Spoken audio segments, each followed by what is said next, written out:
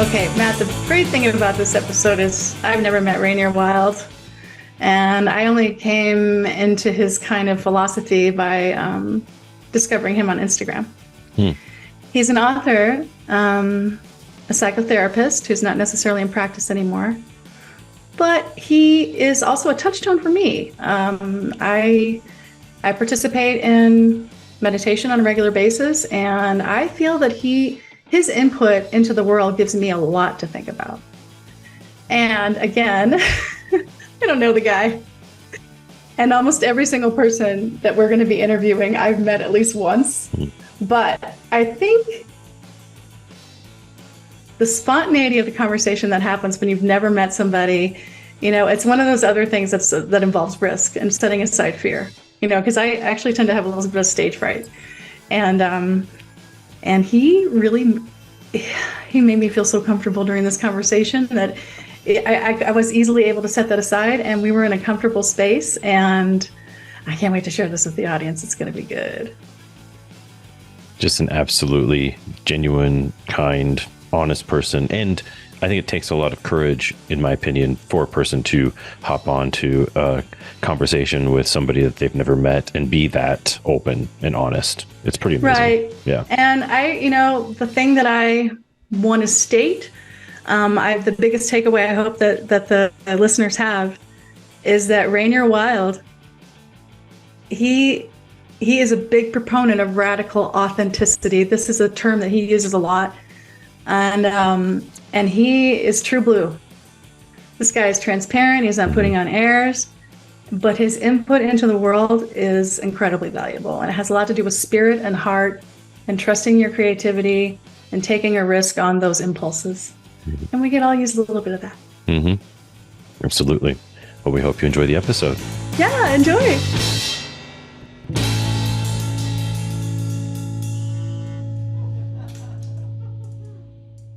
Hey there. Great to meet you. Good to meet you as well. We're excited. Definitely. Awesome. So Nice mic. Why, thank you. Yeah. So Matthew and Jen? Yep. That's me. Awesome. Yeah. Awesome. Well, I'm Rainier. Yeah. Pleasure. Right. And I'm guessing you live in California? I don't. I live in the Portland, Oregon area. Oh, nice. Pacific Northwest all the way, baby. All the way except for all the rain. So I Yeah. hear you. Mm-hmm. Do you think global warming is taking care of that, Rainier? I used to live in Seattle in the 90s, and I'm like, it can't be nearly as overcast. Like, no. Oh my gosh. I don't know. It has been a monsoon lately, and I am just so ready for the warm sunsets of Mexico beaches. Ooh. Is that in your future? I try to keep it sunny quite a bit during these. I don't know how it happened, but somewhere along the line, I turned into a snowbird, like my parents. Like, it started to register for me, like, why older people go to the warmth. And so I've become an elderly geriatric member of the Sunset community. I'm proud of that. I think you're just acquiring wisdom, which is actually part of your personal mantra. That's right. Took a few excesses along the way. Definitely. This year in particular, like my girlfriend and I talk about all the time, just feels different in terms of it's just so gloomy. Winter seems so long, and it just really has affected us more this year than any other time, in the past for some reason. Not sure what's going on, but definitely looking forward to spring. Yeah. I've noticed that too. I've noticed that there's flocks of blackbirds, like corvids, everywhere. And so at first I thought it was just me. I thought, oh my God, I'm the only one seeing them. I'm the only one seeing these giant flocks of ravens or crows or blackbirds. And then I started to see this trend on TikTok. Worldwide, people are seeing this. And I'm like, okay, apocalypse now. Yeah. Well, those birds are damn smart. Exactly. Yeah, those corvids are like whip smart, crazy. They are. Love it. I live in the Teton neighborhood. I live 30 miles from Jacksonville, Wyoming.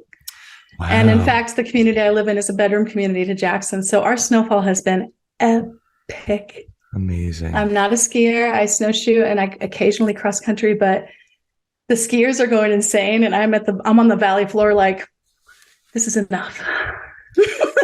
Please Can you stop get out snowing. your front door? Thank God I actually live across the street from a landscaper, and he plows, and he just like drives up my driveway and scrapes it up. And amazing. Super lucky on that point. But yeah, people that don't have those means, that have to shovel out, takes a village. I know. Like we're buried. I literally had 4 children just so I would never have to plow my own snow. So. Okay. So, all right, let's just quickly review the theme of the podcast. And really, I like to base it on the tagline that we discovered, which is the creative adult is the child who survived. Yeah. And we're interviewing fine artists and writers and some culinary artists as well, because I think pots and pans matter when you're a kid. But as an author, I'd like to explore with you which part of your inner child you're bringing into your work. When you are in the creative space,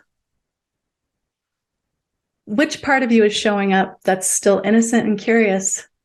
And how are you carrying that through these amazing, like, kind of touch points of your role in the world? And let me just kind of inform the audience here that Rainier describes himself as an author, teacher, and mentor. And if you dig a little deeper, entrepreneur, psychotherapist, professor of psychology, spiritual director. So, all of that to me means that you have a healthy sense of curiosity. And I think that keeps the child alive.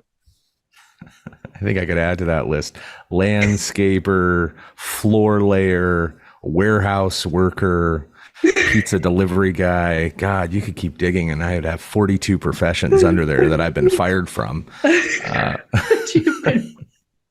Awesome. I love that, by the way, that sense of curiosity. You know, I have friends who are into this human design ideology. I don't know if you or your audience are familiar with it. I am not, but they tell me that my type is what's called a manifesting generator. And apparently we like all 10 fingers in 10 different pies. And boy, if that isn't true for me, when I was a kid, I wanted to be an archaeologist. I wanted to be a CIA agent. I wanted to be a knight. I wanted to be a professional chef. I wanted to be a songwriter. And while I didn't necessarily become all of those, I sort of took on characteristics of all of them. And I maintained this deep desire to do exactly what you said, follow my curiosity. And that's what I keep doing. Great. And I think that also I want to deliver a message here to those out there that aren't in creative professions. Don't be afraid to create. And I think that sometimes learning to allow yourself to play is hard work, because as we evolve, the societal constraints impose themselves on our heart. And we forget sometimes what made us who we are when we were fully immersed in play. And as a writer, I was kind of thinking about this conversation. I'm like, what keeps you so curious about writing? I'm never going to use all the words. I am never going to know every word. And when I'm writing and I'm trying to go against Hemingway's philosophy that you should not use a thesaurus, bullshit, because you want to dig deeper, and you tend to have your favorites, but it's like a musician who wants to learn a different chord or sing in a different key. And what does that feel like? You don't want to limit yourself to your comfort zone. Mm-hmm. I think it's interesting to reflect back on childhood and think of creativity in the light of that. I don't know too many kids who think of themselves as creative or artistic. They simply think of themselves as being alive. And to be alive is to be creative. Whereas I don't know any child who thinks of themselves as an accountant or, like nobody is going along going, God, my dream is one day to work for the IRS and audit people. And really, why? Well, first of all, we're not malevolent as children. We wouldn't do such things. But the world frustrates us. The world disappoints us. Eventually, we start to think in the reality principle, right? Well, it's not realistic for me to go around being artistic or creative. But I think it's important to define creativity. Creativity is the unique combination of authenticity, imagination of new possibilities, and the willingness to experiment or risk. Now, if that's the case, you can be, well, I don't know, you could be a poet on one hand, but you could also be a used car salesman on the other hand and live the creative life. It simply requires authenticity, imagination, and risk, Yeah, absolutely. And I got to tell you, Rainier, I don't let my algorithm put your posts in front of me. I seek you out because you inspire the hell out of me, dude. Like, I think the message too, to set aside fear. And we spend a lot of adulthood in fear because I think I said to the last guest, we have to have fear because you don't want to put your hand on the stove, and you need to make a living. But the fear eradicates the creativity. The fear overrides the possibility of risk, that it could be exciting. Instead, you pull back and say, ooh, that's way too risky. And then you have people in your life that use terms like wild imagination. Isn't that a good thing? But sometimes you're told it's not. Yeah. I think that fear or anxiety really is creativity's greatest killer. It creates failure because we simply never take the next step. Right. We want to save ourselves from the things that hurt us. We want to save ourselves from loss. Of course, we spend so much of our life doing this that we miss our life. There's nothing that takes away the risk of living. Nothing that takes away the risk of being alive in this world. We think that if we do more, take more workshops, do more breathing exercises, drink more magnesium at night, if we listen to said wonderful, dashing psychologist, or if we listen to enough podcasts, somehow or another, our sense of selfhood will be so intact that we'll avoid the real terrifying reality that we lose everything. But of course, we do lose everything. Everything good and everything bad. Sometimes we get so addicted to whatever state we're in, whatever experience we're in. It's like I want to say, don't worry, that too shall pass. If it's a really extraordinary thing, don't worry. Eventually, that's going to drop. And if it's a really awful thing, no, don't worry. Eventually, your time will come around too. Can you make it through the seasons of life? But I think that sense of impermanence, that sense of knowing that you're going to lose everything, and it's not actually how it ends. That's a guarantee, but rather how you played the game. That actually, I think, is the real mystery that keeps us fresh and vital and risking. How did you play the game? Right. And I think that loss is a matter of the human condition and occupies our world as a constant companion. Yeah. There's only degrees of it, and it's based on the individual experience. Wow. And the loss can really tear you apart and drag you down so far that you feel like nothing matters. And when it comes to an idea of bringing creativity into your adult life, cynicism is easier. Yeah. What do you think about that? Well, cynicism is easier. Yes, and, it's lazy. It is. Now, to be honest, I am a cynic. And by that, I mean, when I look at the world, I see the world, hopefully, through the eyes of someone who knows that both sides are there. Right. So when someone presents me with roses and perfume, I'm almost inevitably thinking, God, what are they covering up here? Right. On the other hand, I went around Crete for a month last year.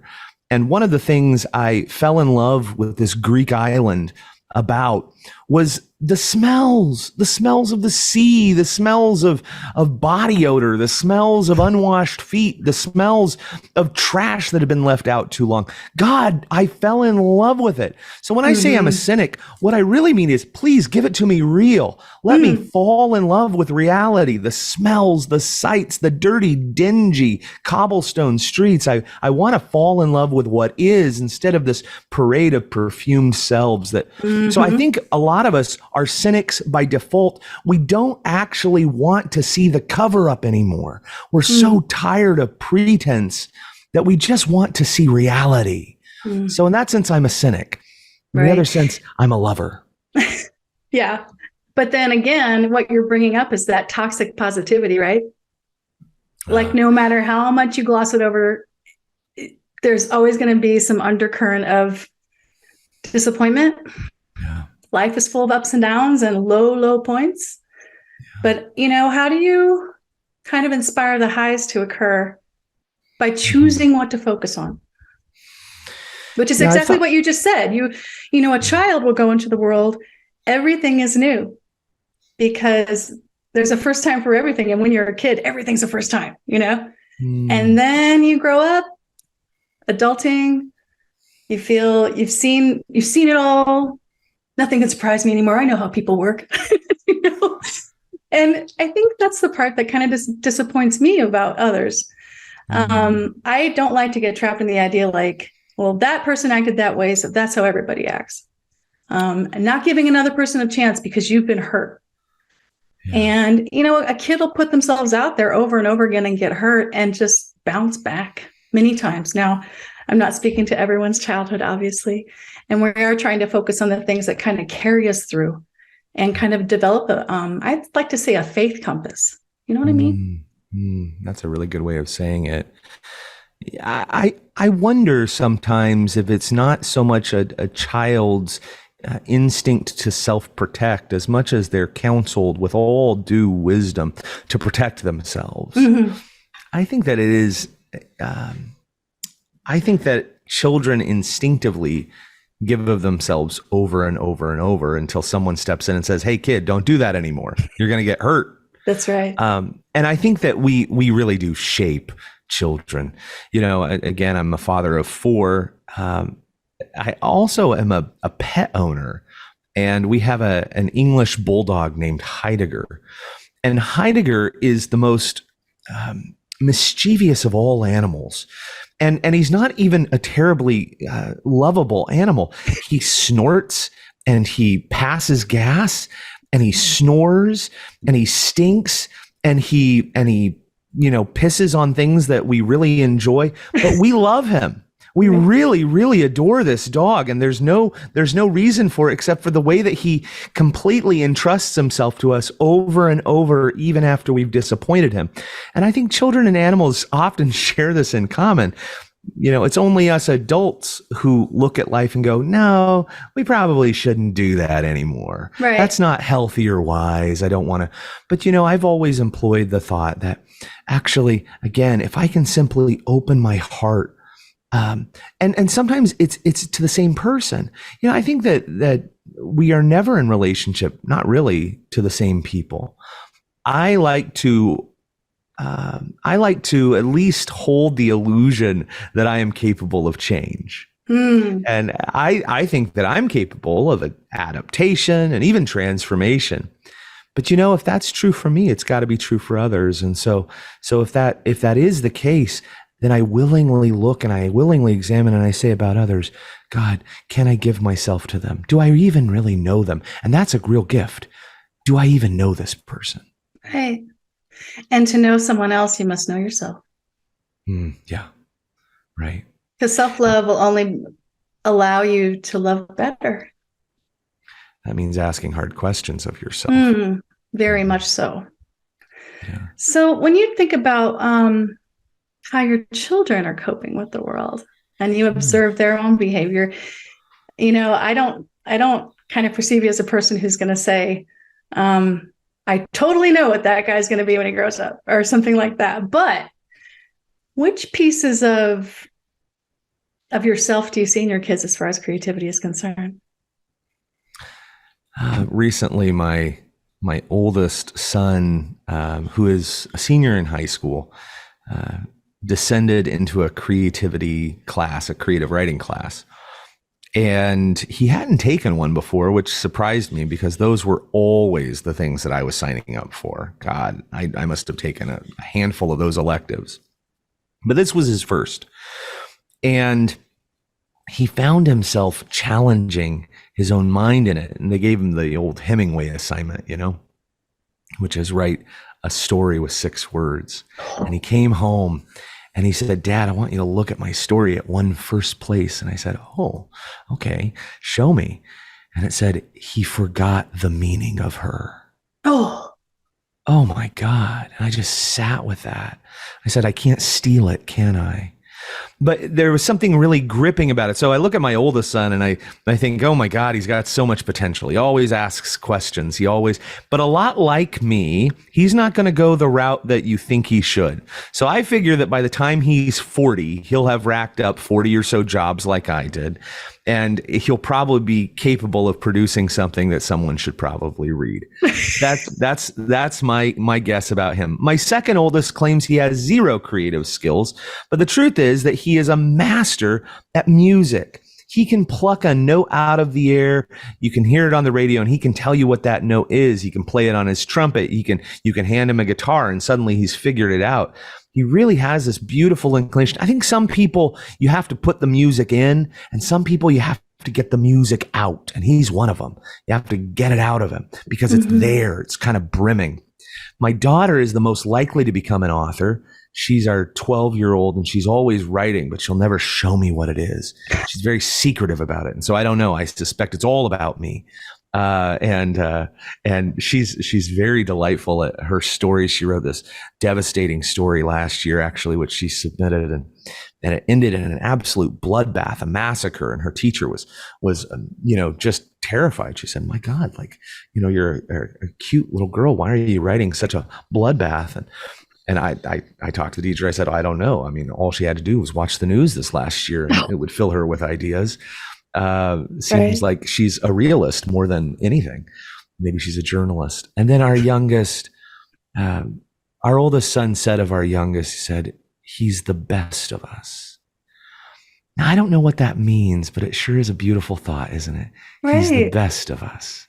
And so anyway, he is very sensitive. He's very tender, and I don't know what he's going to be, but I hope that whatever he is expansive because he's an athlete, but he's also a songwriter. And isn't that the most beautiful tension? He hasn't discovered that the jocks and the musicians don't like each other yet. He hasn't figured out that there's natural oppositional forces between the mind and the heart. And so he holds it all together.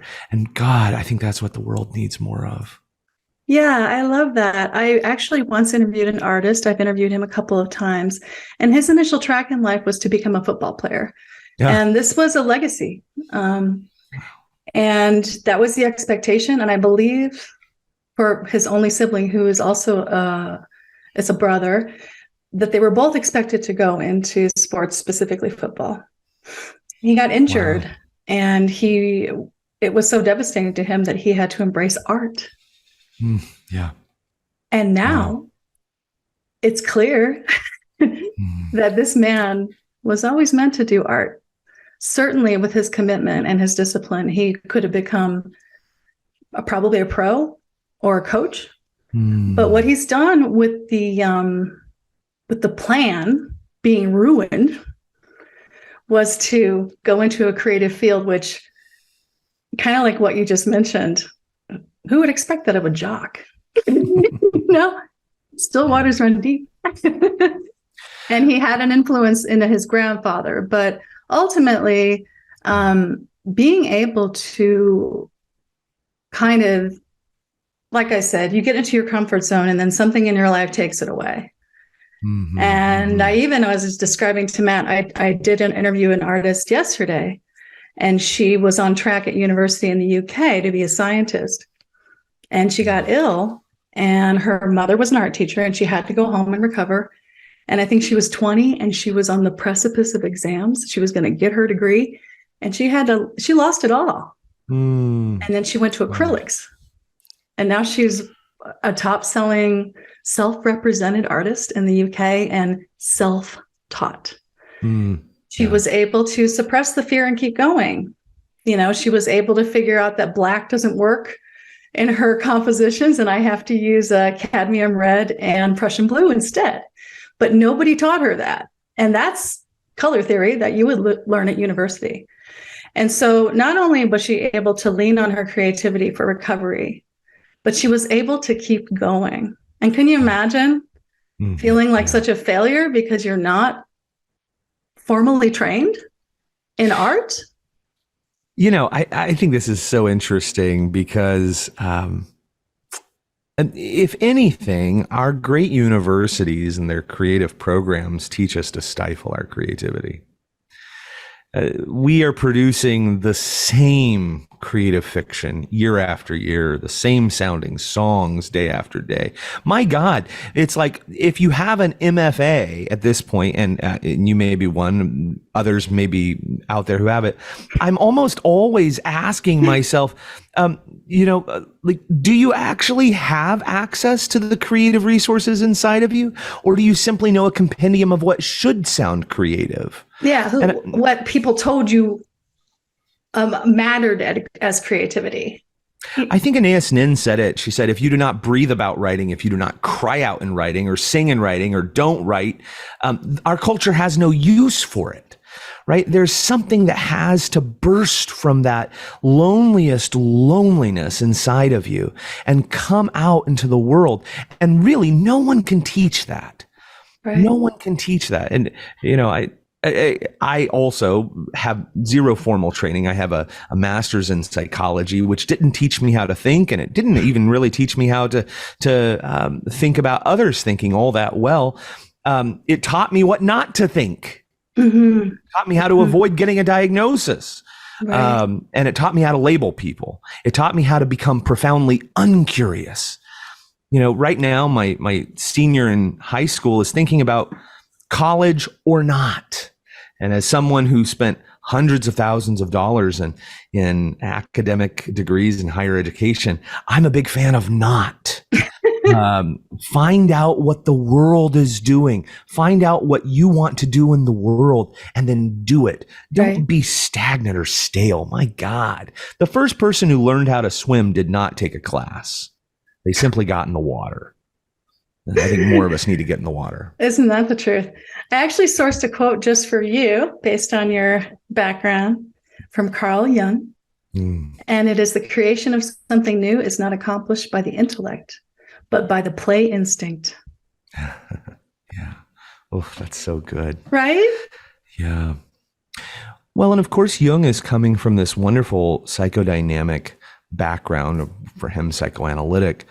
And they're talking about the reality that as a child, we don't really understand reality as we think of it societally.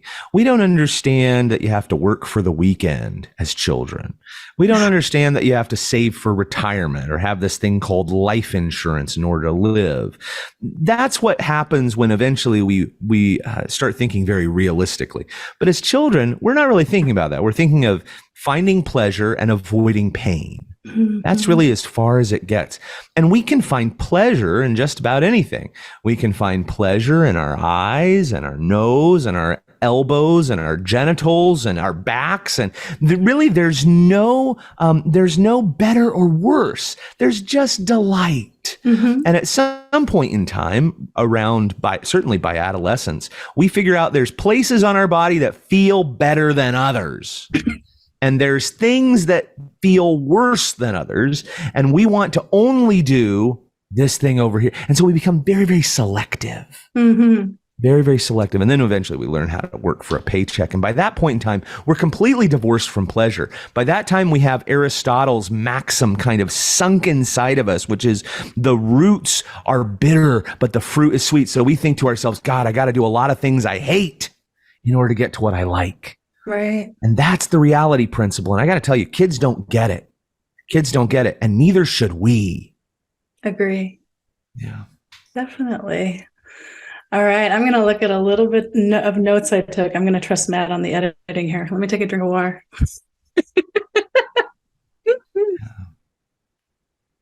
Okay. All right, Rainier. And I have mentioned earlier that I love your Instagram feed, and I'm going to read a post from you. I hope I don't get choked up. It touched me so deeply. Trust your heartbeat. Trust the way your stomach tangles itself in knots. Trust the warm glow burning in your chest. Trust the magic running up and down your spine. The body is wise. Are you listening? Wow. Yeah, I hate to say that there was a moment when that wasn't real to me, but there really was. And I think the reasons why I write these things is because I learned them. And for years, you talk about childhood, and for years, as a kid, I believed that I was allergic to milk, dairy, and maybe I was. If I was, I'm certainly not anymore. But as a child, I would have these debilitating stomach aches. Now, of course, years later, I would understand that I would get those debilitating stomach aches not when I drank milk as much as when my parents would go out of town, as much as when I would see them leave over and over to do the really important things of being an adult. And those painful places in my body were things that I learned how to double over. I would tie myself in knots. I would grimace. I would clench my jaw. I would hold my arms tightly to my stomach, and I would get through the pain. I learned, like so many of us, how to ignore the pains in our body, how to pathologize them, how to say, oh, well, that's just inflammation due to dairy. How to simply discount the wisdom of the body. Eventually, I learned that my body, like yours, like all of ours, produces sensations almost as soon as it registers reality, which is far faster than our consciousness does. And so just as soon as something happens, my body is rippling with sensations and experiential knowledge, telling me what it thinks. Does this feel warm, or does this feel cold? Does it feel tight and constricted, or do I feel spacious and open? Does it feel heavy, or does it feel light? This is the wisdom of the body almost always pointing us towards the knowledge that we need to take the next step. Yeah. Right. And you're really talking about the gut instinct. That's right. Right? Yeah, that's right. And your gut instinct was to fear loss and to kind of be crippled by it physically. Yeah. And I think too, with my own journey, I realized probably in my 40s that I had been carrying a panic disorder almost my entire life, certainly as a child, but I didn't know how to assign words to it. And it's definitely improved, but I was also not necessarily wildly criticized, but the word sensitive, it made me feel like I shouldn't be sensitive. You know what I mean? Like, you're a sensitive kid. I'm like, well, there's so much going on in the world. How could I possibly filter any of it? Like, it's just crushing. It's coming at me. And again, it's what you mentioned too. You're trained to harden yourself because you have to survive. And again, that you take that into a career that you never thought as a kid. Of course, I don't have the mind to be an accountant. Raising all accountants because sorry to all the accountants. Math is hard. I'm a writer, but it's the safety zone. The adults in your life are trying to protect you when they tell you, you're not going to be an actor. Be a lawyer. Yeah. And then, but again, as you evolve, why couldn't you be a lawyer who still loves to act and gets into community theater? I mean, like, what's stopping you? I think an example comes to me from the life of my father, who, for as long as I remember, was a Christian minister and a pulpiteer.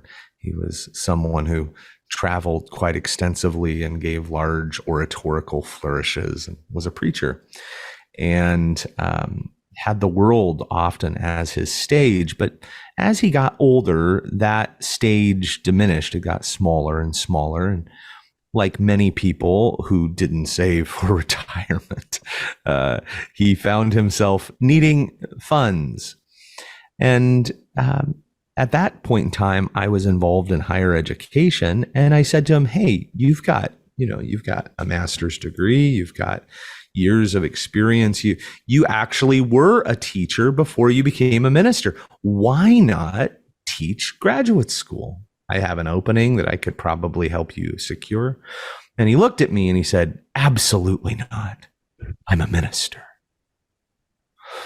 It was so interesting to think that he was so narrow in his scope of what could be possible, that he couldn't, even when life was really requiring something new of him, he couldn't imagine a different possibility. And I think that's how a lot of us are. We get so scripted, so casted by life, that we can't turn ourselves into a new shape.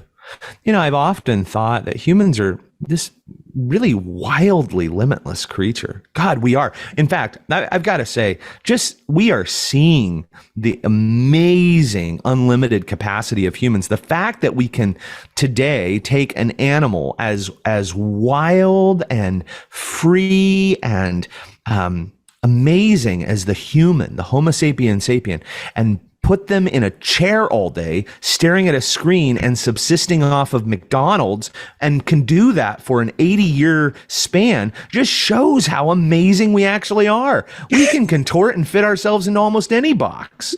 But of course, we weren't born for it. But you take the amazing human who has so much limitless possibility, and then you put them in a trauma situation, and they've got, 3 or 4 options? Fight, flight, freeze, or fawn. That just shows you how limited our response to life has become. God, I think we have so many more possibilities, but we are atrophied. Oh, wow. I love that. I love the word limitless. And I think, man, the societal limitations that are imposed upon us do make us believe that, I've had a career and I'm a certain age and I'm a fully formed adult, without actually considering that you're a work in progress until the day you die. Yeah, we don't really think that, do we? No, we think that we're finished at a certain point. We think that we're involved in some kind of milestone checklist. Yeah. College. Marriage, career, retirement, death. The escalator. What happens in between?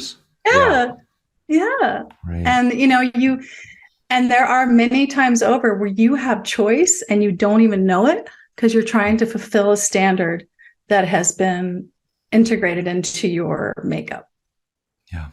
Yeah. And so it's mostly external. Right.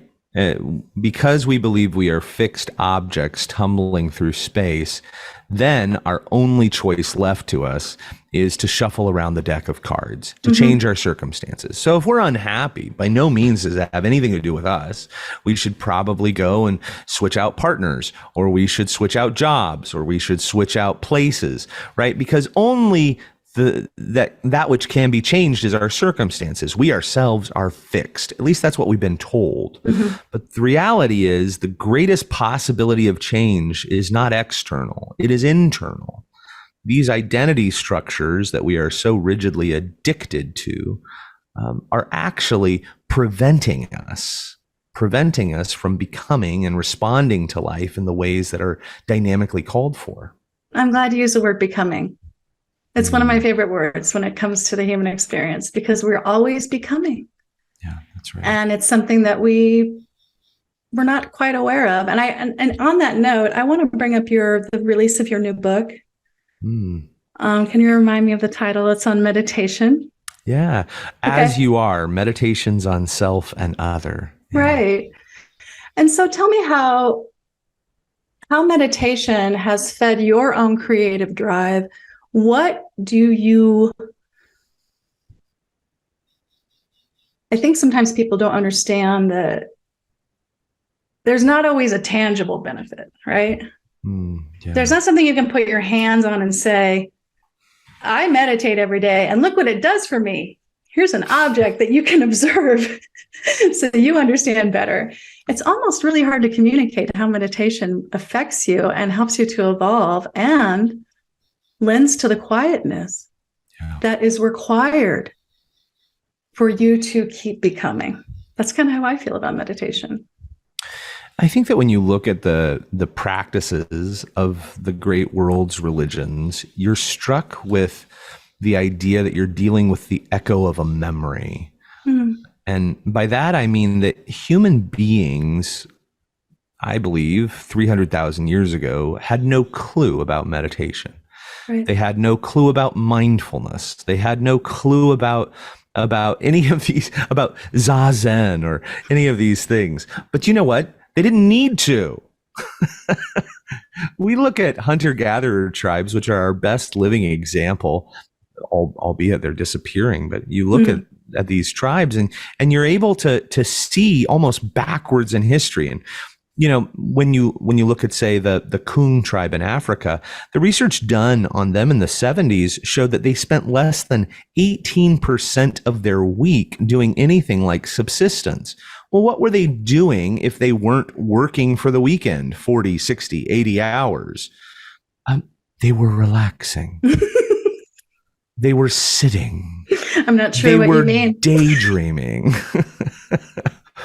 So many of our religious practices, which we're very ritualistic about, including meditation, are actually simply what people naturally did 16,000 years ago and before.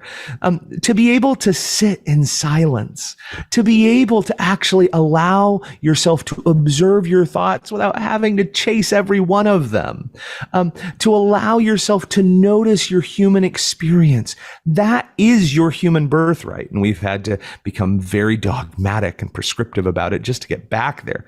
I happen to not be a prescriptivist when it comes to things like meditation. I practice something I often will call, grocery store style meditation, where I am able to step in non-judgmentally, effectively, and one thing at a time, into experience of observing what is around me. I observe with my five senses. I describe just what is, just the facts, and then I'm able to participate with life on its own terms. Now, I could probably break down every single one of those things I just said, but without doing that, I would simply say my practice is to inhabit reality as it is. Which is something that you do over and over. You do it sitting silently, but you also do it in the grocery store. You do it in love too. Love it. Relationships are the mirror by which we begin to meditate on self. And that's a lot of what that book deals with also. Right on. I love it. I came out of a career, I was spanned over a piece of my career that spanned over 4 years. And when I was laid off, I was in the fourth stage of burnout. And which includes suicidal ideation from what I read. Thank God I wasn't there. But I have to tell you, it took me 18 months to recover. Wow. And it's the matter of understanding that there is a whole world out there that's trying to convince us that we are not human beings. We are human doings. And if you're not doing something that provides a tangible result, you're not doing anything. But I have to say to you that getting laid off from the job was one of the best things that ever happened to me. And I didn't think of that at the time. But now I like to brag about how much I space out. I start my morning with a French press, and I have rituals. And one of those includes just sitting in a quiet room, staring into space, not really thinking about anything. And it is kind of a form of meditation for me. It's a way to clear the palate for the day, and to get to and to be ready for what comes. But I am no longer trapped by the fear of what is coming. Yeah. That job, I woke up every day scared of what I had forgotten to do. And knowing that I would never have enough time to do everything that was expected of me anyway. It was kind of ridiculous. Sounds miserable. It was. I feel like I accomplished a lot there, and for sure I learned a butt ton of stuff. You can tell I'm a writer for my choice of words. But the thing is, it wasn't meant for me, and it was meant to teach me something, but it wasn't meant for long term because I couldn't handle it. I had to have someone tell me I couldn't handle it. My employer told me I couldn't. I thought I was doing just fine, but I was suffering, and and what I learned from that also is you can finally take a risk on yourself now, Jen. What are you going to do? I got in my car and I started driving around the West, and I ended up here in this beautiful place that I had lived before. I had lived here for about a decade, and I realized I had no plan, and I was following an instinct. And one day I realized I literally, my intuition kind of manifests as a voice a little bit in the back of my head. And it said, "You're not going back to Colorado. You're going back to Teton Valley." And I didn't push back. That's the part that got me excited, because Jenn Ryan on her previous life track would have said, "That's crazy. You don't have a job waiting for you. You don't have housing. What are you thinking?" And I set it aside, I think for the first time in my life, really. And I can't wait to see what happens next, man. I'm so excited about it. What I love about what you just said is that you listened to life. And I think a lot of us don't, quite frankly. I think that rather routinely, our unconscious creates the conditions by which our decisions should be clear.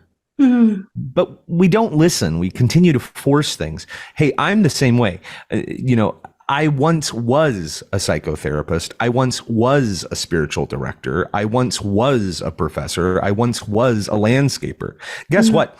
Life created beautiful conditions by which I am no longer those things, right? Now, one can keep forcing reality and doing the same things over and over and over to try and engineer the same result because we're addicted to identity. Or you can do what you did, get in your car and drive the hell out of Dodge. And I think that more of us probably need to listen to life. Hey, I'll be really honest. The last 3 years worldwide, certainly in the United States, gave many of us a chance to reconsider our realities. And instead of doing so, most of us couldn't wait to get back to the office. I want normal again. I want to be able to go to the grocery store, right? We're doing all of these things to achieve normalcy. Was normal ever great? Was normal your friend? No. And of course, we're seeing the results of that today. We're seeing mass divorce. We're seeing increase of suicidality. We're seeing chronic unhappiness at an all-time high. And it's coming across in wars and disease and my God, reality, the noise, the feedback is getting louder and louder. It's not working. The next time out is going to be a lot bigger and a lot more forceful. Yeah. I feel like you can't expect the world to make it better for you. You have to make it better for yourself on an individual level and pay attention to what really makes you happy. That's right. And that's the heart space too. And, creating room for that. It's that cynic again inside of all of us that says, well, life's tough. You better build up a boundary, get ready for the next hard thing. But maybe give yourself a chance to problem solve in a way that you haven't done before. The safety zone isn't exactly always safe for you as developing yourself as a human. And again, back to your statement on the capacity that we have to love and to experience things and to take in the mystery. That was the thing that I think changed the most about me, is that I had to embrace the unknowing. And when we make plans in life, it's because we feel better knowing that we have a plan. It keeps us grounded in many ways. And it keeps a roof over our heads. You know, got to make a living. And oftentimes, yet again, this is the abandonment of your inner child. It's not allowing your imagination to take over and kind of guide you into a space that you're not familiar with. And within that space, there are answers that you have not yet explored. Give yourself a chance, right? Yeah. Earlier, you were mentioning following curiosity. Yeah. And so, for instance, I've looked at this next year and I thought, well, it'll be interesting for me to do. So I'm developing a writer's workshop, and I'm developing an intimacy, an ongoing intimacy series of courses. And I'm developing a one-on-one mentorship that looks a certain way. I'm doing all of these very different things. They don't have any resemblance to each other. Not really. And why? Because they're all interesting to me. Right. Right. I don't have to choose. You know, some people, you know, will talk about something as silly as clothes. I often get stopped these days and people are like, "Oh, bro, love your style, man," which is super weird for me because I don't stop anybody on the streets, no matter how cool they are, and say, "Oh, love that," which is great. But they're more brave than I guess is what I mean to say. But the reality is that's so curious to me is I didn't set off to develop a style. I just, oh, that's interesting. And I picked up that and that and that. Honest to God, I was just tired of wearing the uniform. You know the uniform. Yeah. Everybody's wearing it. And one day I just said, God, I don't have to. I actually don't. You know who doesn't wear the uniform? Rock stars. Rock stars don't wear the uniform. They wear whatever the fuck. Sorry. I hope I can curse. Go for it. They wear whatever they want. Like astronaut jumpsuit, go ahead, wear it. Cowboy outfit with Buddhist prayer beads, go ahead, wear it. Right. Who cares? I'll tell you who cares. The folks back home. They're very concerned. They're very concerned that you've gone off the deep end. They're very concerned that not all is well. They're very concerned that you're dressing like a 5-year-old girl who wears a tutu and a t-shirt. But she's having the best time of her life. She's having a great last fall. I went with a group of friends to a desert, and there we did all kinds of things that one might imagine one does in the desert. And I was standing there wearing a Middle Eastern kafka with cowboy boots and a jean jacket over it and a hat. And my friend leaned in and said, what do you call this outfit? And I said, Nashville chick who's hot. That's it. Like, that's exactly, and I don't care. Right. I'm not making a statement. I'm just living. Right. Yeah. I just wish people would ditch their ideas and embrace life. Right. Exactly. Oh my. Well, oh gosh, this has been such a pleasure. I'm trying to, I want to say too that, and Matt knows this about me, that in fact, the company I worked for did have a family of podcasts. And I wasn't in that kind of part of the company, but I was very enthusiastic about it. And I had participated at one time as a creative producer for like one episode. Well, this became something that it started to germinate in my mind. You've been interviewing people for magazine pieces for 20 years, and you have developed your own approach to the conversation. And if you had a podcast, what could you do? Of course, I'd never done it before. I've never had a microphone before. But to get to this point with Matt, I had to pitch ideas to my former employer. I had to nurture my creativity by not giving up. You know, one big part of creativity is, again, you're trapped in this idea that there has to be a tangible result. So, you know, does creativity matter? But I knew in my heart that if I just kept trying, something would eventually unfold for me. Was it going to be a podcast? I had no idea, but it is. And, I got over that fear of like, well, you've never done that before, Jen. Really considering having any kind of goal around this idea is ridiculous. Like, but no, I said to myself, there's no reason why you can't keep trying. And, eventually I'm only talking to you today because Matt, kind of picked up on my hunger and asked me to pitch him a podcast. And here we are, and it's our second episode and it doesn't suck. I'm having such a great time. And to be able to speak to someone, of the caliber of your wisdom, it really touches me.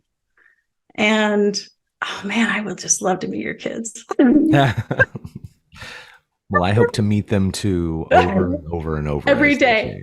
Yeah. Can I ask you as a child, because I did make a short list of my influences. There's only 3 things I wrote down. This is a really big piece of paper. I only wrote down 3 things. Mr. Fred Rogers. Julia Child. She became a chef at the age of 40. My God. And she worked for like the diplomatic corps or something. And the Muppets, with the exception of Oscar the Grouch, who is a cynic and a buzzkill. But what about you? Were you like into the electric company as I? Well, I didn't actually own a television or had not even watched a television until I was 12 years old. Oh, the television was my babysitter friend. I do consider myself to be a little privileged in that sense. But I think that the characters who dominated my life were Tom Sawyer and Huckleberry Finn. Ah, nice. They were, God, I loved them over and over. And the Hardy Boys, the Pevensey children from oh gosh, now the Chronicles of Narnia, The Hobbit. And these were my perpetual friends. Pippi Longstocking. Oh, I love her. I look back and I think I was obsessed with adventure, with worlds that I had not seen. I think that's still true. Yeah, Mark Twain absolutely made me want to whitewash a fence. I was like, that looks like so much fun. You did that. And now you're like, painting a fence is a pain in the ass. It looks great. He was fantastic at captivating the imagination. Right, absolutely. Talk about a man who lived his whole life in his own imagination. Yeah. And gave us so much. What a legacy. Well, thank you for having me on. Well, I'm so happy you were available, and that I got a yes. I'm gonna cherish that yes for a long time. It's really been my pleasure. Yeah. Thank you so much, Rainier. Thank you. And Matt and I are gonna stay on and do a little post production chat. Awesome. And again, this has been just so gratifying. It's a real pleasure. Thank you very much. It's good to meet you. Both of you guys. Thanks. Yeah. Enjoy your microphones. You sound great. High quality. Earned it. All right. So long, folks. Bye-bye. See ya.